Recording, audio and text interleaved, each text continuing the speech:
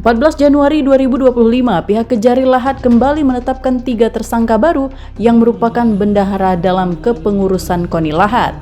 Latar belakang kasus bermula dari temuan ketidaksesuaian pada penggunaan dana hibah sebesar 20,4 hingga 21,4 miliar rupiah yang diperuntukkan bagi penyelenggaraan Pekan Olahraga Provinsi 14 di mana Kabupaten Lahat bertindak sebagai tuan rumah.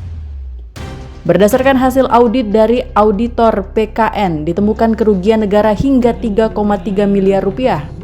Sebelumnya Kejari Lahat menetapkan KB mantan Ketua KONI Lahat periode tersebut sebagai tersangka pada 2 September 2025.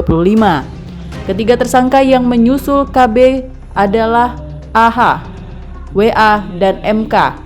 Ketiganya adalah Bendahara Umum, Wakil Bendahara 1, dan Wakil Bendahara 2. Kasipitsus Kejari Lahat Indra Susanto menegaskan ketiganya berperan aktif dalam kasus ini.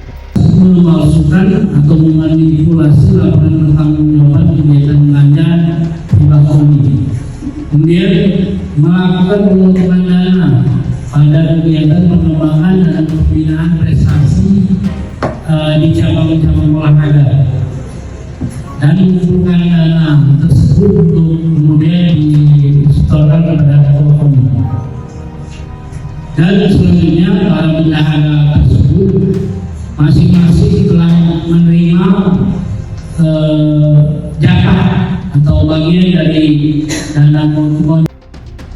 Penetapan status hukum ketiganya masing-masing ditetapkan melalui surat penetapan B135-L.6.14-FD.1-01-2026, B137-L.6.14-FD.1-01-2026, dan B138-L.6.14-FD.1-01-2026.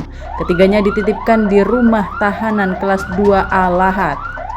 Dari Lahat, Sumatera Selatan, Bala Putra iNews melaporkan.